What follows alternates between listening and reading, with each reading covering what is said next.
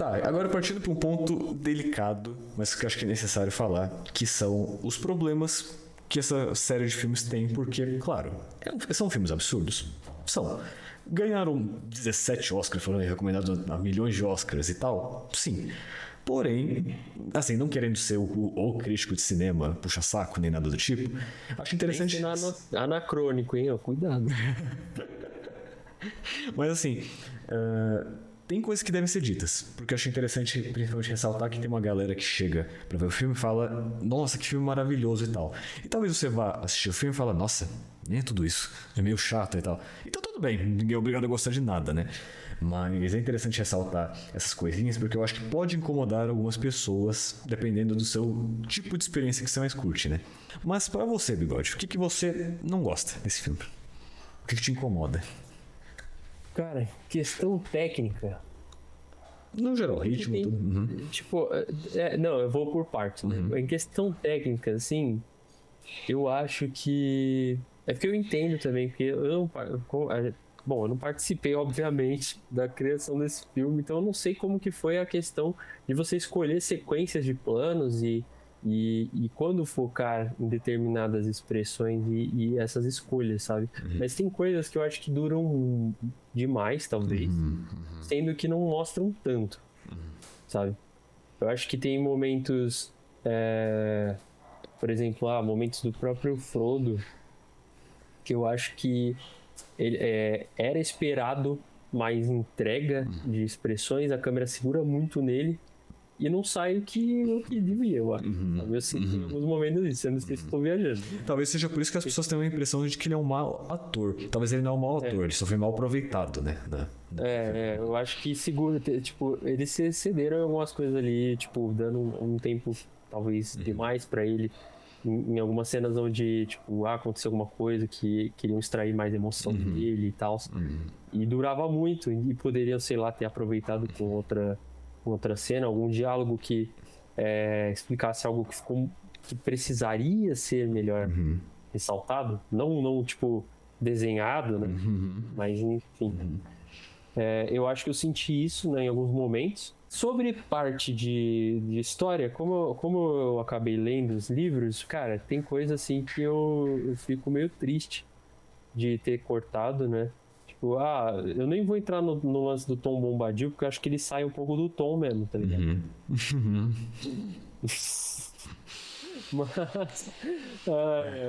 Mas enfim. Por que eu, maldita ideia, quando eu fui de entrar nesse canal? Foi sem querer. Tô zoando. Mas enfim. Óbvio, como eu disse, eu queria ver ele, mas nem é ele o pior pra mim que faltou. Pra mim, o pior foram os filhos gêmeos do Elrond, que, cara, pra mim eles acrescentariam na própria construção do Aragorn.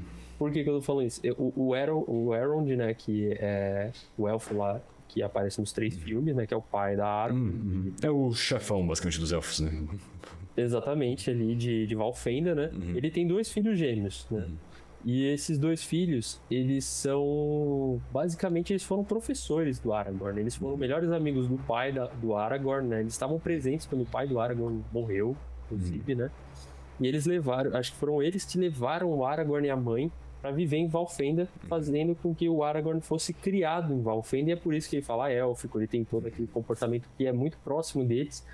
E o que acontece? Ao longo dos filmes, eles acabam participando de algumas batalhas para que no final o próprio Aragorn seja reconhecido por eles ao ponto de liderar eles.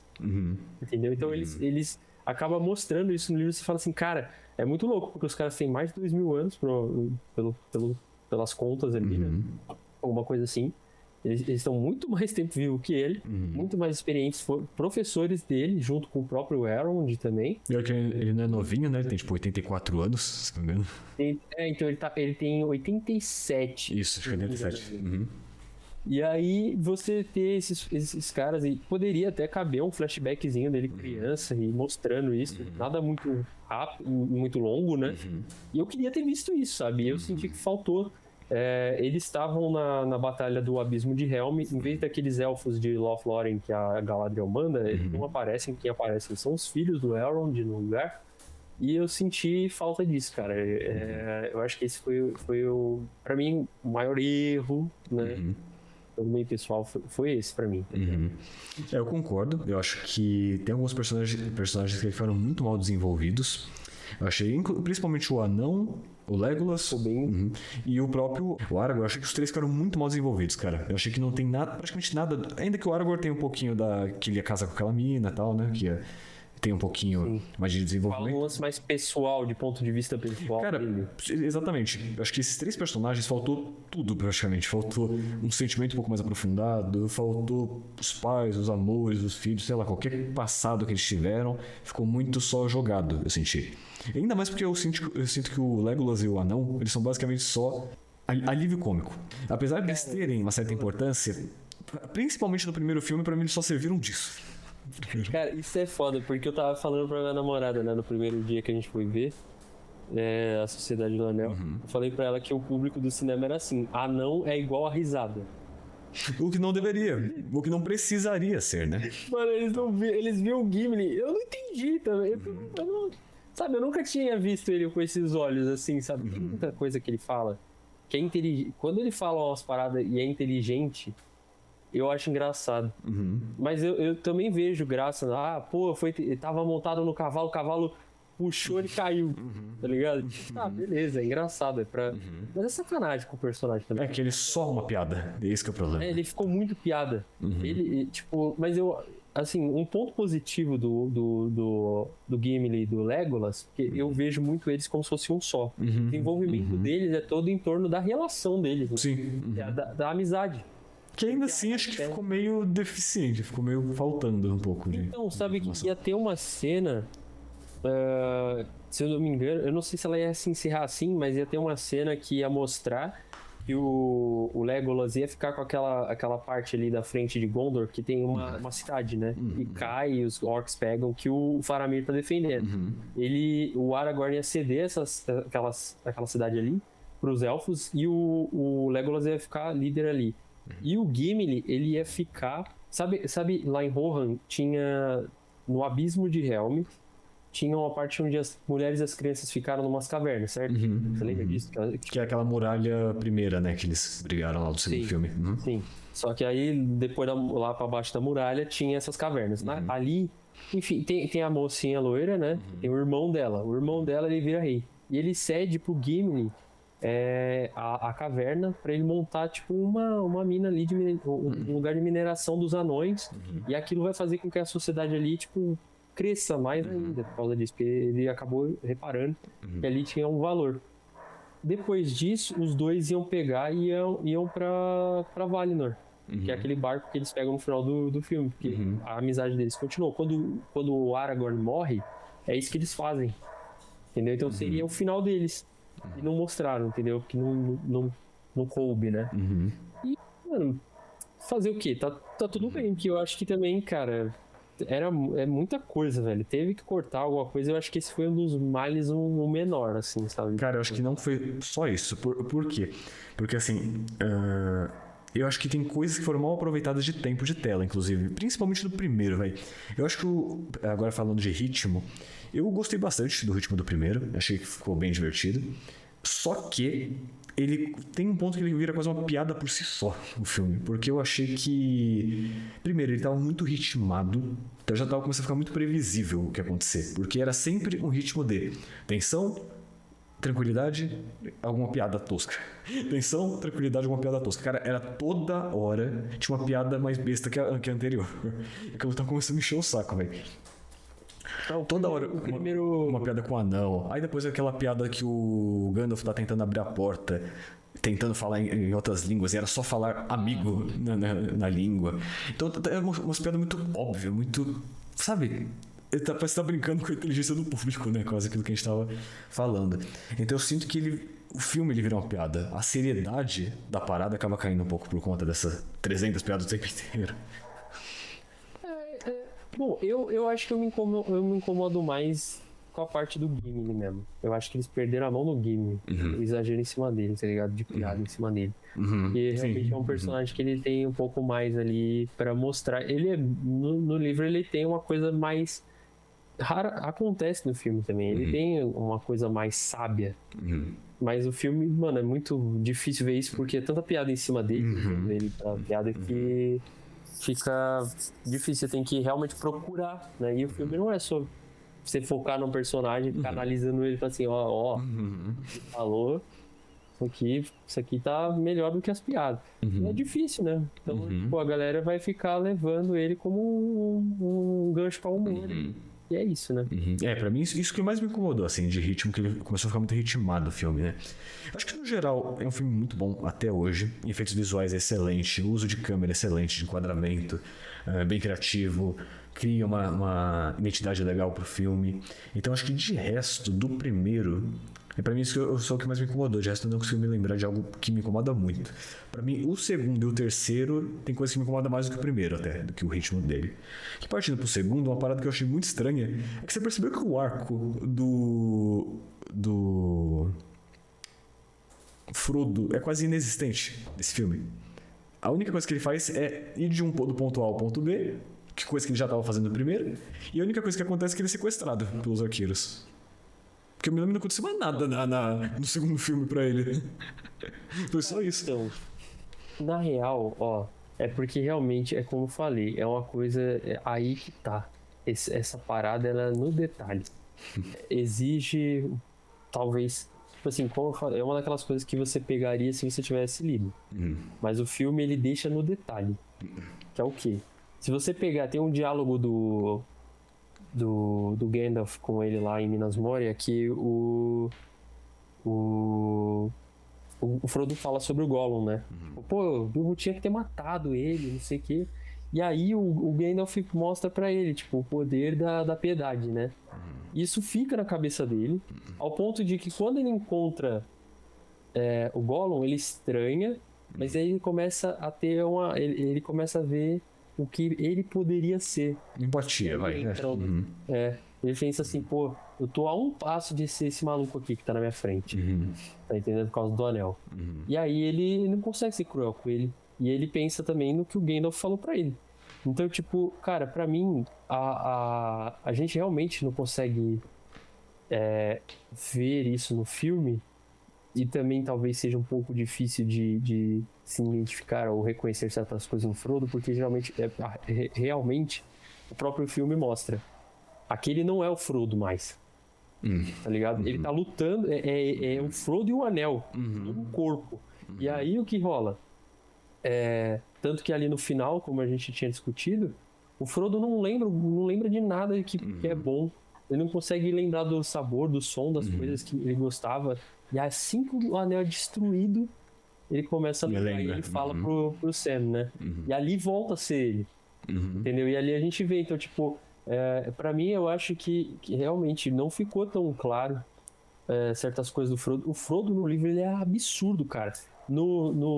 Ali na parte que o espectro apunhala ele, antes do espectro apunhalar ele, quer dizer, depois que o espectro apunhala ele, em vez de ele cair no chão, ele ainda luta com o espectro. Ele assusta o espectro foge no livro. Isso não tem no filme. Tá ligado? Então, tipo, e tem porquê, porque isso também tem a ver com coisas relacionadas ao Tom Bombadil. Mas, pô, eu queria ver um pouco mais dessa ousadia que o personagem tem, essencialmente, né? Pra mim ele ficou muito apagado, o Frodo. Ele ficou só um carteiro de entregar o anel. Ele era o sacrifício do bagulho, entendeu? Eu senti que esse peso não foi tão bem aproveitado também. Essa coisa de toda a experiência da humanidade tá nesse cara, nesse baixinho aqui. Eu não senti que ficou tão pesado, eu senti que ficou muito de boa. Vai lá. Foi tão discutido entre os próprios personagens, pra pensar. Só depois, lá pro finalzinho, que o... Qual é o nome do mago? Caralho, hoje tá foda de nome. O Gandalf, isso. O Gandalf. Ele fala, porque eu acho que eu mandei ele pra morte. Acho que a gente perdeu. E só naquele final do terceiro filme que a gente pensa, tá bom, essa é realmente a batalha final e o mundo pode acabar se o Frodo não conseguir queimar o anel, né? Eu acho... Eu acho que pra você que teve a primeira experiência, eu acho que faz sentido esse pensamento, com certeza. Eu acho que eu vendo assim, né, Se eu tivesse vendo pela primeira vez com a cabeça... Só o filme, agora, sem o livro, por exemplo. Só o filme, sem o livro, eu pensaria a mesma coisa, com certeza. Principalmente porque a parada que ele foi apunhalado no ombro foi no segundo? Foi no primeiro. É isso que eu tô falando, ele ficou quase o segundo inteiro só caminhando tipo, pra Mordor. Um outro evento que acontece, mas eu achei o arco dele muito estranho, dele só caminhar e não acaba nunca, né? Não chega nunca. Sim. E, uma coisa que eu esqueci de falar do primeiro é que eu achei muito engraçado que também toda hora tem uma cena de drone, ou não sei como eles gravaram no ar, deles correndo de uma montanha aleatória para algum lugar. Toda hora. Eles usam muito pra transição, né, de uma cena pra contextualizar. Pra mostrar que eles estão indo até um lugar, né? Só que, cara, começou a ficar tosco. É como se, tipo, assim, os atores chegassem no campo, o diretor falar, sai correndo naquela direção, a gente vai filmar vocês. Essa sensação que passou, tá ligado? Tem a ver com o livro, tá ligado? Porque o livro, ele descreve o tempo inteiro onde eles estão com perfeição, cada detalhe. E isso, eu acho que foi o jeito que o Peter Jackson teve de ser fiel, sabe? Assim, pra mostrar pra galera, onde eles estão é importante, vocês vão se situar sempre que... Tipo assim, o filme é tão louco isso que você consegue montar o caminho na tua cabeça. Consegue. Porque ele mostra. Né? Ele faz essa questão de mostrar, tá ligado? Então, também é um mundo tão complexo que se eles não fizessem isso, ia ficar bem confuso, né? Tipo, pra onde eles estão indo agora, né? E ainda tem algumas cenas que eles cortam. Tem uma cena que eles cortam do nada tal, ele tá em outro lugar já. Então ainda dá uma confundida. Mas tipo assim, mas mesmo assim você tem mais ou menos uma noção de onde eles foram parar e tal. E, por exemplo, se você for ver cenas de batalha, né? Você sempre sabe onde tá cada um ali, porque ele mostra certinho. Tem meio que uma sequência, né? Plano geral, né? Aqui é o abismo de Helm, tá ligado? Aí vai fechando, ali tem um muro onde os arqueiros estão, fulano tá ali em cima, o outro tá ali embaixo, tá ligado? E aí a gente, mano, sabe o tempo inteiro, dependendo de onde posicionar, onde tá esperando o outro, onde eles vão se encontrar. Isso é muito louco, pô. Sim, isso é um ponto forte do diretor, né? Do diretor de fotografia que mostra isso muito bem, né? Acho que do primeiro é isso, e do terceiro... do terceiro, o que mais me incomodou foi só no finalzinho. Eu já achei o terceiro filme também excelente. Só que no finalzinho eu achei que a separação do Sam com o Frodo ficou meio tosca. Ficou meio óbvio demais que eles iam retornar. Eu achei que o motivo da separação não foi suficiente pra... Parece que, sei lá, o Frodo tava dispensando o Sam porque sim, tá ligado? Porque eu quero. E tudo bem que ele tava tentando matar o Gollum e tal, mas... Pelo peso da situação foi mais ou menos isso que eu senti. E depois é óbvio que ele ia voltar, tal, né? Que ele viu que ele estava em perigo. Então eu achei que uma separação quase dispensável. Quase não causou muito impacto. Um peso emocional dessa volta, né? Que eles iam ter depois. De resto, acho que foi bem tranquilo também. Mas narrativamente era importante, né? Que o Frodo estivesse sozinho pra dar de cara com a aranha. Sim. Tá vendo que parece que foi algo arranjado? Que, tipo, foi colocado lá para gerar esse conflito. Então... acho que sim. Tipo, ainda mais porque era uma vontade do Gollum, né? Desde o começo. Ficar sozinho com o Frodo, né? Mas o filme, ele vai mostrando isso, tá ligado? Tipo, aos poucos. É que justamente por isso que eu achei engraçado que o Sam e o Gollum brigaram várias vezes. Por que eles não fizeram isso antes? Essa separação um pouco antes, sabe? Porque daí acho que esse impacto, já que ele ficou mais tempo sozinho, já é um impacto maior, não? Assim, fazer o papel aqui do advogado do diabo. Porque advogado do diabo. O Gollum não é bobo, pô. Ele tava esperando o momento certo. Porque ele não tinha certeza se ele mataria o Frodo com as próprias mãos. Ele precisava que a aranha fizesse por ele. E ele não podia arriscar que fosse, tipo, nem muito cedo e nem muito tarde.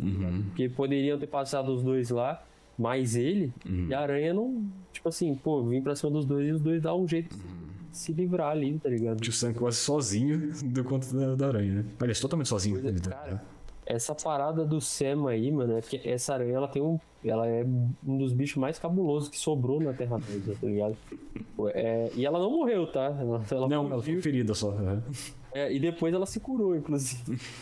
Sim, é porque a mãe dela era um desses seres meio que primordiais da Terra-média, né? E a Ungoliant, né? E ela é tipo como se fosse um espírito. É uma aranha gigantesca, né? Mas a gente não tem explicações explícitas, assim, ela é isso aqui e ela veio disso aqui. Não, ela é só um monstro no terceiro filme. Não a Laracna, né, que a gente viu na filha, né? Tá, mas a mãe dela a gente não tem. A filha a gente sabe que ela é uma cria da Ungoliant com outras aranhas maiores ali do universo. E ela é, tipo, cara, essa era uma parte que no livro é muito mais 18. Porque ela é um monstro horroroso. E aí tiveram que suavizar, porque uma reclamação do próprio filho do Tolkien, né, que ficou responsável pela obra, né, depois que ele morreu, essa questão do Senhor dos Anéis ser, aos olhos dele, uma obra para adolescente. Ele não gosta disso, porque não é pesado exatamente, né? Uma obra até que bem de boa, né? Então, realmente. Sim, só que ela foi concebida para ser uma coisa mais adulta, né? Mais sombria mesmo, e ela não tem. Só que aí você pensa, porra, o filme já tava difícil do cara aprovar os 3 filmes. Imagina 3 filmes mais 18. Aí acabou. Aí não vendia. Então. O Peter Jackson ia ter que embrulhar as coisas e ir embora. E rolar, pô. Acho engraçado como que o Gollum teve mais desenvolvimento que o Gimli na história. No início do terceiro filme. Mostrando lá. Então. Que, inclusive, pelo que eu entendi, eram 2 pessoas e se fundiram numa só, né? O que o Anel fez. O Anel, ele criou uma personalidade nova, né? Na cabeça dele. Né? É verdade, um morreu. É verdade, ia criar uma nova personalidade. É verdade. Tanto que ele fica toda hora falando nós, né? Nós vamos lá. Isso. E o que acontece que os filmes também não mostram é que, por exemplo, o Bilbo, o Frodo, o Sam, né, os hobbits que pegaram o anel,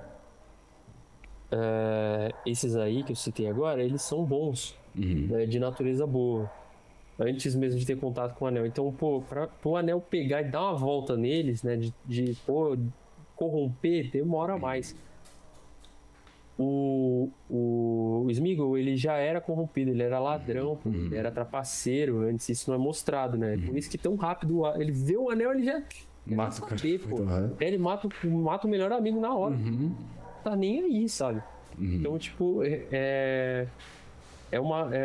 e é por isso que eu não tenho, tipo assim, eu não consigo ter por conhecer bem a essência do personagem, não tenho tanta empatia com ele, não. Coitado, não. Tem gente que fica, tipo, acha ele bonitinho, falando daquele jeito dele.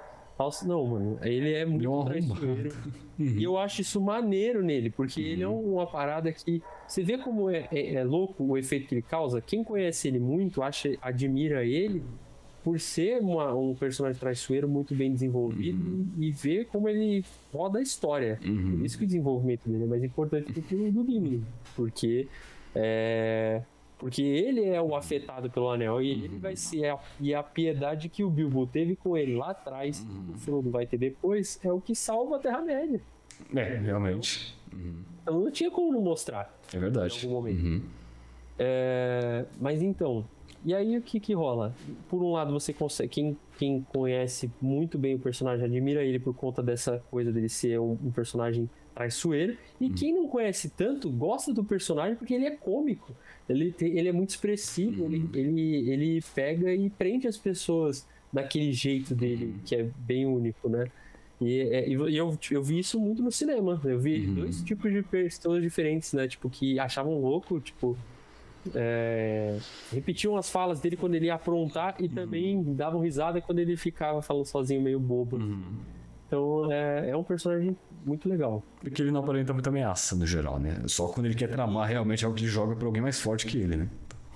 Sim. Então, só uma outra coisa que eu achei engraçada, no início do primeiro, que foi o Sauron, o cara sai arregaçando todo mundo e ele morre porque um cara pega uma espadinha e tal, corta o dedo dele. Falei, nossa, tá bom, né? acho isso meio bizarro. Que bom que você me lembrou. Isso é outra parada que é muito errado de adaptação, porque nessa guerra da Última Aliança aí, o Elendil, que é o pai do Isildur, e o Gil-galad, que é o Alto Rei dos Elfos, eles morreram nas mãos do Sauron enquanto derrubavam ele, para que o Isildur fosse lá e depois que o Sauron tivesse caído, cortasse os dedos dele e tirasse o anel. Mas o Gil-galad, se eu não me engano, o Sauron segura ele pelo pescoço e queima ele vivo, assim, um bagulho brutal. Então, mano, não ia dar não, tá ligado? E aí no filme, pá, cortou o dedo e acabou, morreu. Então Tanto que no terceiro parece que ele tá com uma luva de ferro, o Sauron. Acho que ele se protegendo pra não acontecer de novo. Não sei se era o Sauron ou se era um soldado. Acho que era o soldado dele, tava com uma luva de ferro. Será que você tá falando do Rei Bruxo? É que tem um cara com capacete de ferro, né? Que a mina lá, ela mata, tipo, isso. É tanto que ela fala que, nenhum homem pode me matar. Eu não sou homem. Esse é o Rei Bruxo, é o Rei Bruxo de Angmar, que é tipo o cabeça ali dos espectros, né? Acho que ele que tava com uma luva de ferro, não era o Sauron. Sim. Mano, inclusive é interessante comentar isso, porque o Peter Jackson teve que fazer uma alteração nesse design dele, porque ele tava muito parecido com o Sauron e causou essa confusão. E ainda assim já causou, porque o capacete é muito parecido. Sim. E, mano, ele tava muito mais parecido ainda. A arma, a massa que ele carrega ali numa das mãos, era igual a do Sauron, da primeira cena do primeiro filme. E aí eles tiveram que fazer a alteração. Botou uma massa com corrente, mudou o capacete, porque senão não ia dar. Que confundia muito, né? E esse personagem também ele é importantíssimo pro universo. O filme ficou bem apagado também. Ele ficou bem... Só mais um soldado, eu achei. Então, e aí, ainda mais se você não vê aquela cena extra que ele destrói o cajado do Gandalf. Que, tipo, né, ele tá montado lá no dragão, né? Que ele tem lá, e aí tá o Pippin, o Pippin e o Gandalf de cavalo. E ele dá... eu não lembro se é um rugido, alguma coisa que ele faz com a mão lá e quebra o cajado. Isso aí não aconteceu no livro, mas aquilo foi uma forma que o Peter Jackson criou de mostrar que aquele personagem é importante, ele é poderosíssimo, é perigoso. Entendeu? E mesmo assim não te convenceu. Não. Porque também, assim, beleza que o Gandalf ele é bem forte, mas o poder dele é meio... tipo, parece que o poder dele vai alterando. Às vezes ele parece extremamente forte, às vezes ele parece meio qualquer coisa, sabe?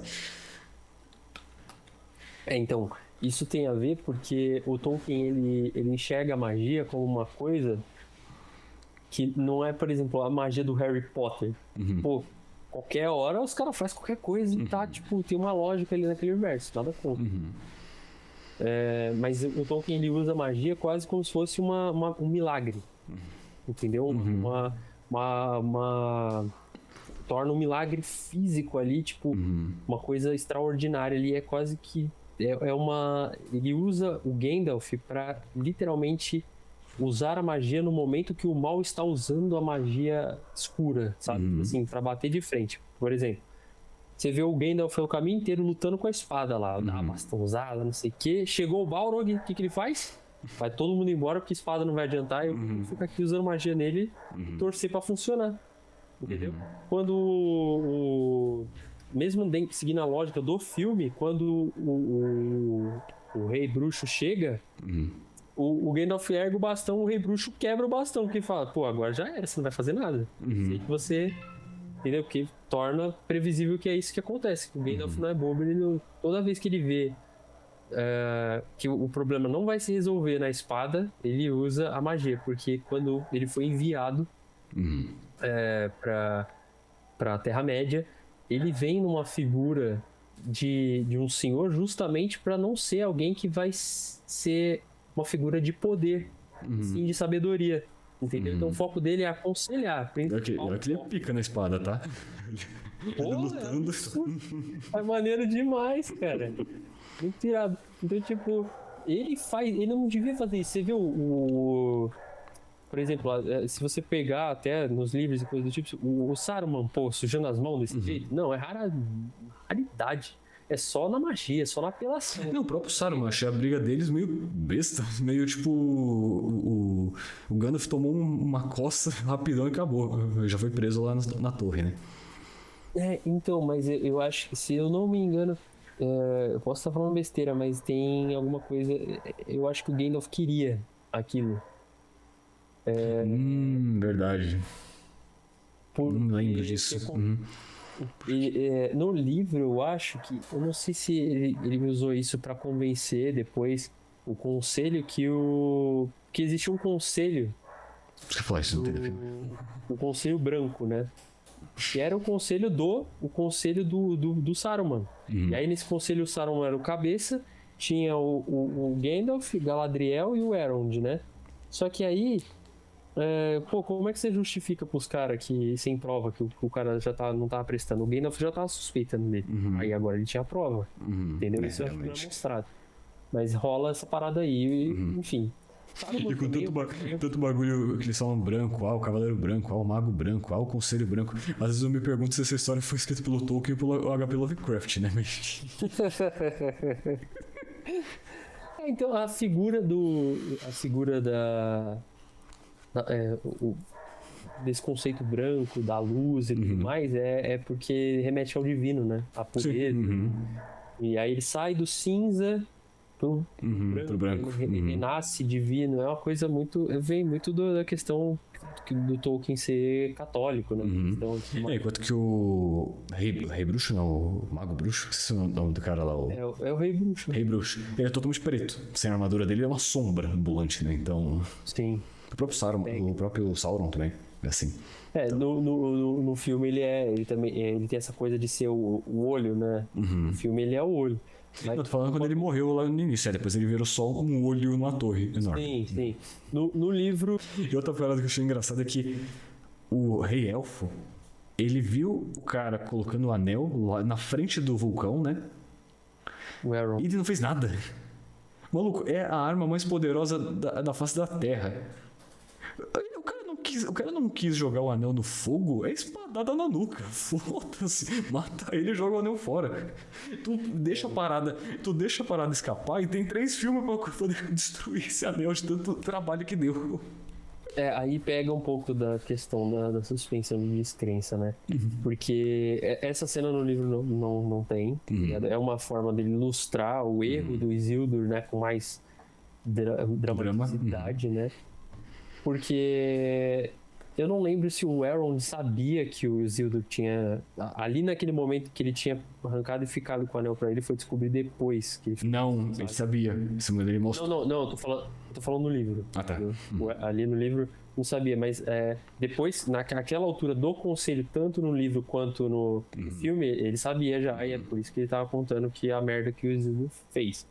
Mas tem que entender, cara, que tipo assim, naquela altura ali, se o Elrond tenta matar o Isildur ou tenta atacar ele, porra, ia dar um ruim do caralho também. Isso é verdade. E que não é explorado, né? Mas, Sim, porque a partir daquele momento ali, o Isildur tinha a espada, o anel, eu não sei como que tava o exército, quem tinha mais, se era homem ou elfo, e o Elrond não era automaticamente rei dos elfos. O Gil-galad tinha acabado de morrer. E ainda tinha outros altos elfos ali que poderiam ter sido nomeados alguma figura de importância ali. Enfim, ele não tinha autoridade completa, né? Quem tinha pra fazer alguma coisa foi o Isildur. Então, mesmo no filme não ia rolar, tá ligado? Que eu só achei engraçado, né? Que se ele não tivesse feito essa cagada, não teria 3 filmes, né? Pra destruir esse anel. Sim, mas pensa também, tipo assim, o anel não ia deixar ele fazer. É verdade, isso é verdade. Ia dominar ele também, né? Ele ia ter que lutar com ele, mano, construir um roteiro aqui. Ele ia ter que lutar com ele e derrubar ele sem pegar o anel. Sim. Sei lá, com muita força de vontade. É tipo quase o Gollum. É quase o que aconteceu com o Gollum. Pois é, mas você lembra? Eram os dois querendo o anel. Ele ia destruir ali naquele momento. Foi verdade. Era uma arma, na verdade. Se eles pudessem usar contra o inimigo, seria até melhor. Isso é verdade, isso é verdade. Mano, o Elrond fez... Porque assim, se ele tentasse o anel, ia tentar ele mais ainda. Ia fazer ele falar, pô, você quer? Quer tirar dele? Então ele vai ser seu. Verdade, isso é verdade.